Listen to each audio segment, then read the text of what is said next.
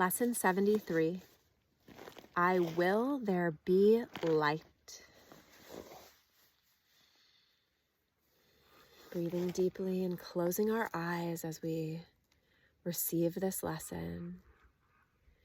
Gazing into the light at the spiritual eye in the center of the forehead.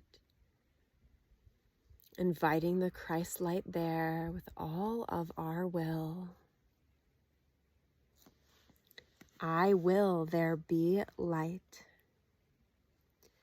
Today, we are considering the will you share with God. This is not the same as the ego's idle wishes, out of which darkness and nothingness arise. The will you share with God has all the power of creation in it. The ego's idle wishes are unshared and therefore have no power at all. Its wishes are not idle in the sense that they can make a world of illusions in which your belief can be very strong. But they are idle indeed in terms of creation. They make nothing that is real. Idle wishes and grievances are partners or co-makers in picturing the world you see. The wishes of the ego gave rise to it, and the ego's need for grievances, which are necessary to maintain it. Peoples it with figures that seem to attack you and call for righteous judgment. These figures become the middlemen the ego employs to traffic in grievances. They stand between your awareness and your brother's reality. Beholding them, you do not know your brothers or yourself. Your will is lost to you in this strange bartering in which guilt is traded back and forth, and grievances increase with each exchange. Can such a world have been created by the will the Son of God shares with his Father? Did God create disaster for his Son? Creation is the will of both together. Would God create a world that kills himself? Today we will try once more to reach the world that is in accordance with your will. The light is in it because it does not oppose the will of God. It is not heaven, but the light of heaven shines upon it. Darkness has vanished. The ego's idle wishes have been withdrawn. Yet the light that shines upon this world reflects your will, and so it must be in you that we will look for it. Your picture of the world can only mirror what is within. The source of neither light nor darkness can be found without. Grievances darken your mind, and you look out on a darkened world. Forgiveness lifts the darkness, reasserts your will, and lets you look upon a world of light. We have repeatedly emphasized that the barrier of grievances is easily passed and cannot stand between you and your salvation. The reason is very simple. Do you really want to be in hell? Do you really want to weep and suffer and die? Forget the ego's arguments which seek to prove all this is really heaven. You know it is not so. You cannot want this for yourself. There is a point beyond which illusions cannot go.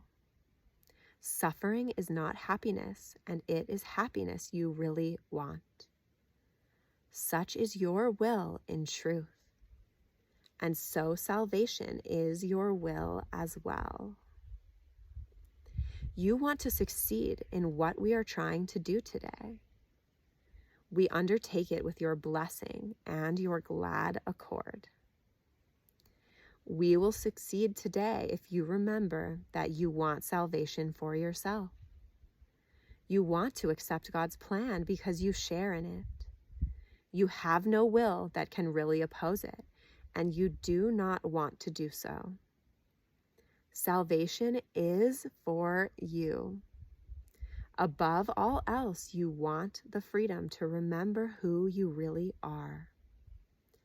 Today, it is the ego that stands powerless before your will. Your will is free, and nothing can prevail against it.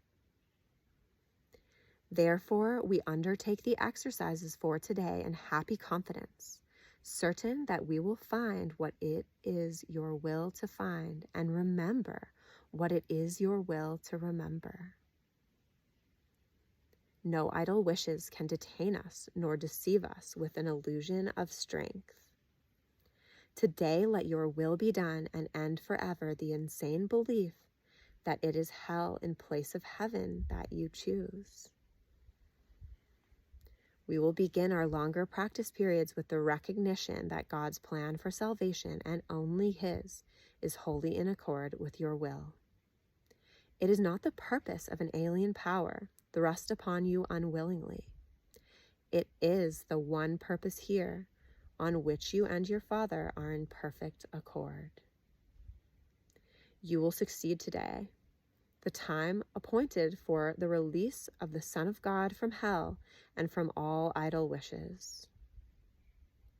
His will is now restored to his awareness. He is willing this very day to look upon the light in him and be saved. After reminding yourself of this and determining to keep your will clearly in mind, tell yourself with gentle firmness and quiet certainty, I will there be light. Let me behold the light that reflects God's will and mine. Then let your will assert itself, joined with the power of God, and unite with yourself. Put the rest of the practice period under their guidance.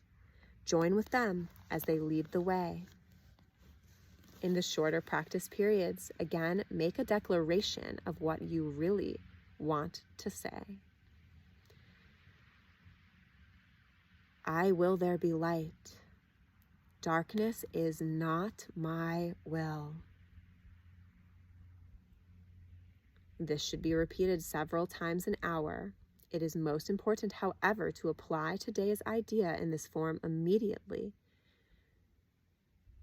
if you are tempted to hold a grievance of any kind.